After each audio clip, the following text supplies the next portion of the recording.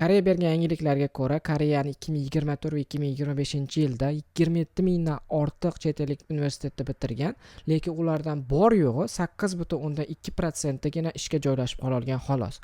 Qolgan 90% dan oshiq studentlar yoki boshqa o'qishlarni davom ettirishlariga to'g'ri kelgan, yoki noqonuniy ravishda Koreyada qolishlariga to'g'ri kelgan, yoki Koreyadan butunlay chiqib ketishlariga to'g'ri kelgan.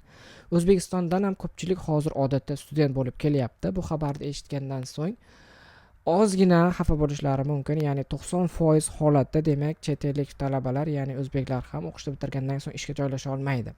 Lekin bu hammasi emas. Yangiliklarda o'qiganimizda eng katta sabab qilib, ya'ni 92% nega ishga joylasha olmaydi degan sababga birinchi o'rinda bu koreys tilini bilmaslik darajasi qilib ko'rsatilgan. Ikkinchi o'rinda bu esa viza, ya'ni ko'p kompaniyalar odatda chet elliklarga viza sponsorlik qila olmaydi.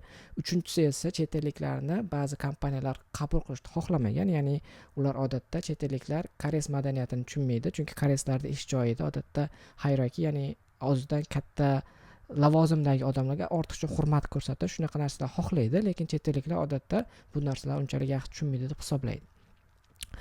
Buni eshitganingizdan so'ng siz tushunishingiz kerakki, agar siz Koreyada 90% raqobatni yo'qotmoqchi bo'lsangiz, siz bor yo'g'i koreys tilini yaxshi bilishingiz va koreys madaniyatini biroz bilishingiz kerak degani xolos. Ya'ni katta kompaniyalar odatda minimum topik daraja 4 so'raydi.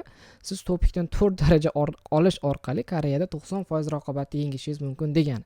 Shuning uchun boshqa hech qaysi chet el davlatida, даже Yaponiyada ham siz o'sha ya'ni davlat tilini bilish orqali 90% raqobatni yo'qota olmaysiz. Bu faqat hozirgi damli momentda Koreyada bor imkoniyat xolos. Shuning uchun 90% holatda ishga joylasha olmaydi degani hammaga taalluqli emas.